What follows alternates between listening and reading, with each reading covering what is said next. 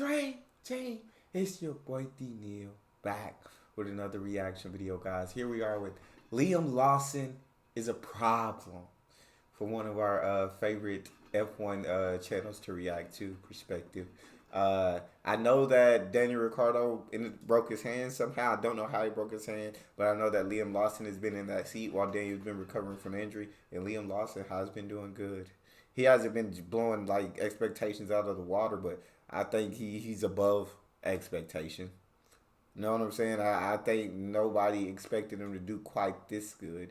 So I'm excited to hear what Perspective has to say. Before we jump in, make sure you guys subscribe to the channel, ring notification bell, get a video a thumbs up so it gets suggested. What we got? So it looks like Scuderia AlphaTauri and Red Bull have a problem, but don't worry, it's a good problem to have. Liam Lawson has stepped in for Daniel Ricciardo, as we know, after his injury at Zandvoort, and to be honest, I have been really impressed, and I think there are a lot of promising signs for Liam Lawson. Now, I'm not too surprised because I always personally thought Liam Lawson was an exceptional talent, someone destined for Formula One, somebody who can get into almost any car in any category and be on it. He has proven that a couple of times now, and I think a lot of people believe in his skill, and I think his place in Formula One is very much justified and also very well deserved. So what's the big problem? Well, Red Bull and AlphaTauri, that sort of F1 family that we have come to know and love over many years, they have a lot of decent drivers waiting in the wings now. With Daniel Ricciardo out and Daniel Ricciardo set to return, because of course Liam Lawson is only filling in while Daniel is injured, many reports believe and state that Daniel Ricciardo will return around the Qatar Grand Prix mark. And AlphaTauri have publicly backed Daniel and said, you know, we're going to support him through all of his recovery, and he will be back in the car when he is fit and ready to go. If you look at Liam Lawson's results so far, there's only been 2 races, and Daniel Ricciardo has only been back for 2 races as well. Liam Lawson's best finish was P11 on the weekend at Monza, and I think a lot of people took a lot of positivity from that performance. Now, yes, he didn't score points, but AlphaTauri's best finish this season was P10 on a number of occasions, thanks to Yuki Tsunoda, who was... Yeah, Yuki's been doing pretty good. Jesus. But yeah, AlphaTauri just, I mean, they haven't been competitive. Yeah. When was the last time AlphaTauri was competitive? They just Red Bull little brother. Red Bull team little brother.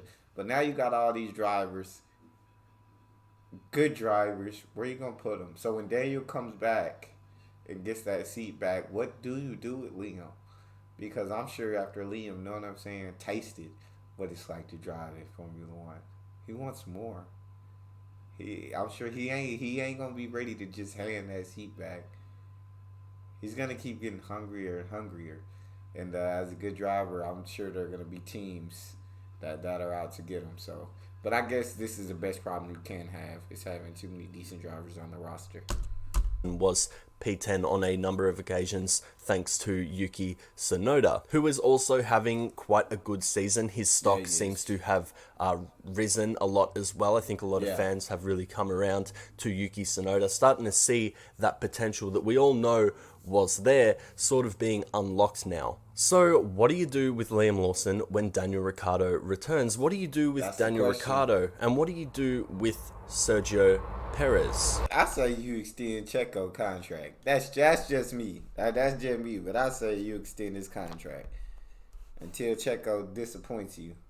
Until Checo is not second in the Constructor Championship, I'm going to keep extending that contract. What do you do with Daniel Ricciardo? And what do you do with Sergio Perez? Now, if you believe Red Bull and Christian Horner at their word, if you want to take their word for it, Checo's seat is safe. Checo is there next year. I mean, that's what everyone is sort of saying. But in Formula One, a lot of the time, just because things are said, it doesn't always mean that is necessarily locked in and that's what's going to happen. We have seen plenty of teams kind of go against their own word, change their mind. I mean, it is very common. I think that's why nobody feels like truly that Sergio Perez's seat is completely locked in and a 100% guarantee. Now, a lot of people are throwing different things around. Some people are suggesting that Daniel Ricciardo could replace Sergio Perez at Red Bull next year. Now, this injury to Ricciardo may have hindered that possibility a little bit. It really has taken away a few important races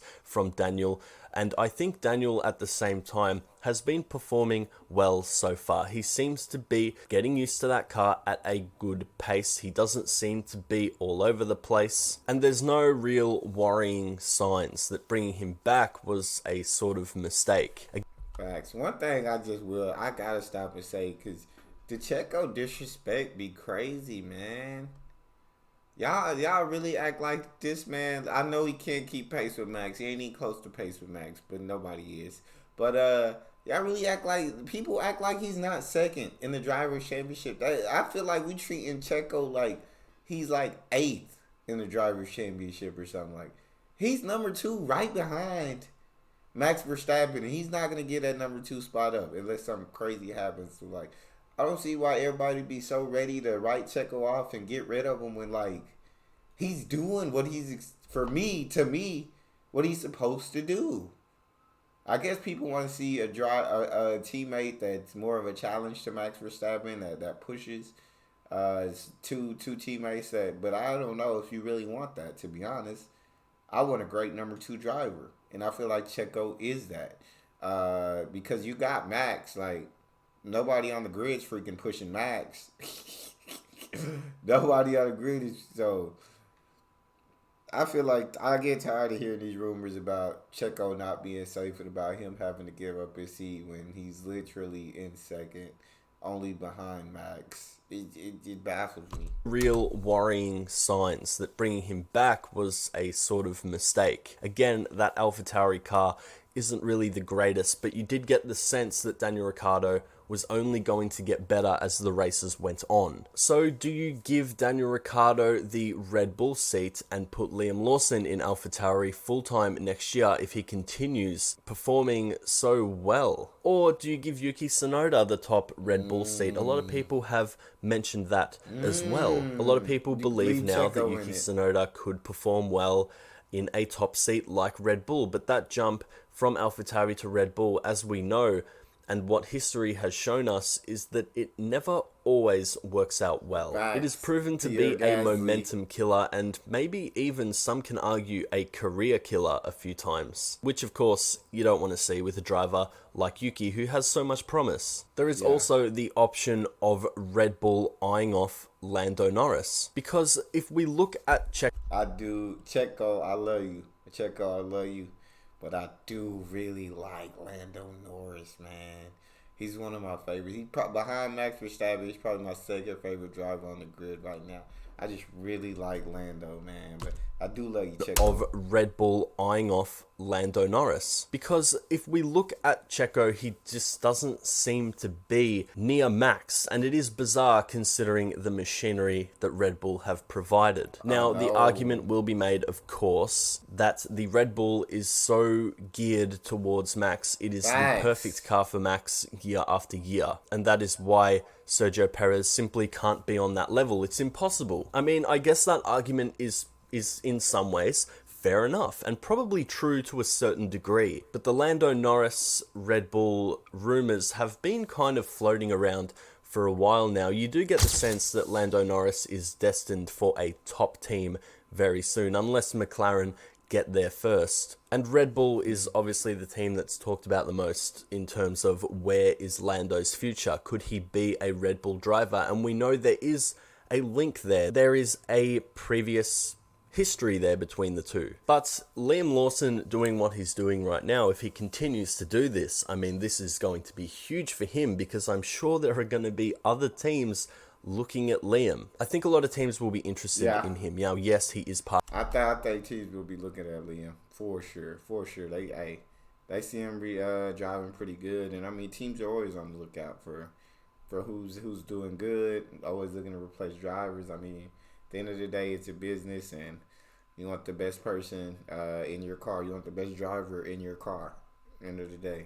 part of that Red Bull family. But I think if a team wants a driver enough, they will do whatever it takes to acquire them. What Liam's doing now is kind of reminding me about the rookie discussion. And you guys know, if you watch this channel, that I'm a true believer in a rookie needing 2 whole seasons to show what they're made of. But Liam Lawson has stepped in just 2 races and really already shown us what he is made of in a car that he's not used to, by the way. He's just so adaptable, so quick to be in tune with his machinery, and for me that's very impressive as a rookie. Being a rookie in Formula 1 now, arguably the pressure is higher than ever before, just because in recent years we have seen so many people come into the sport as rookies and perform at such a high level and really set that standard so high for others to live up to. For example, you got like the Leclercs, the Norrises, Oscar Piastri. You've got people like that in more recent years who have really just set that standard. And I think it also makes it harder for a rookie who already has so much pressure on them to really make their impact. But Liam Lawson seems to have done it over 2 races. I think a lot of people are very impressed in what they are seeing so far. The potential is certainly there. The potential that we all knew existed. This is a good sign so far, I think, and I'm really happy that Liam Lawson has gotten this opportunity, and I am thoroughly impressed because he's a driver that I think deserved to be in Formula 1 even at the start of this year. I really do think Liam is that guy, and he just keeps on proving it, which for me just reiterates how good he is. Red Bull seem to just have all these pretty good drivers in line right now. It is an exciting time, I guess, if you are a Red Bull AlphaTauri sort of fan, if you're a fan of that sort of family, because y'all know Red Bull just be on their game. Red Bull always just be at the top of their game. Hey, right now they at the top of the sport. They dominating right now. I don't know when it's going to be the next person's turn, who the next person is going to be, who's going to kick Red Bull off and say it's our time. But as of now, Red Bull just shining. They shining. If you are a Red Bull AlphaTauri sort of fan, if you're a fan of that sort of family, because you just have talents just rolling in one after the other. But going back to the standard being so high, you always get a little bit nervous when a rookie enters Formula 1, especially one that you think very highly of. Because of that high standard, you really think, okay, they need to come in and make an impression straight away, because we know how the fan base is. We know how the media are. They're very quick to jump on a driver. That saying of, oh, maybe they're not ready is very loosely thrown around now. But people like Liam are built for this game, and he just keeps showing it. That dive bomb in Monza really is a standout for me, I think. It really just shows that he's already pretty comfortable in that car, which is just amazing. To send it like that from that far back, I mean, you know that this guy is just born to do this. That's what you love to see, those small little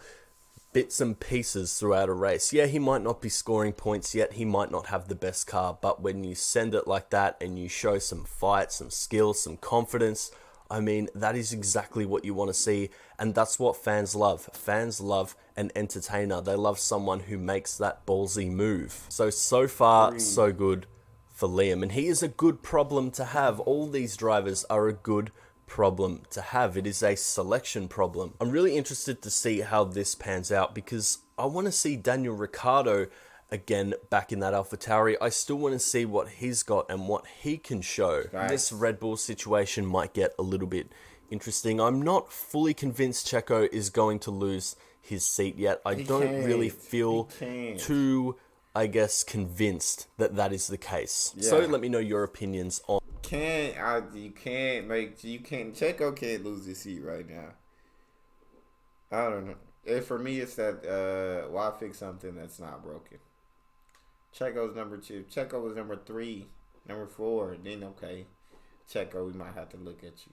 And I understand, like I said before, he's nowhere near Max's pace in the same machinery, but he's still faster than everybody else in that machinery. That machinery helps him to still be faster than everybody else on the grid, and so isn't that what you want? You're still getting your 1-2. That's what you want at the end of the day. On Liam Lawson. What do Red Bull do with him after Ricciardo's return? Let me know in the comment section below. If you enjoyed this video, I would really appreciate it if you hit like and subscribed. Feel free to follow me on Instagram for some behind the scenes content and future video sneak peeks. As always, I truly appreciate your support, and I will see you in the next one. Love this channel, man. I love his content. Y'all make sure y'all subscribe to his page and check his videos out. That's all we got. You guys got a favorite video suggestion? You can subscribe to Patreon, drop it in the comment section, or the description section is your premium request link. It's your boy D Neal. Out.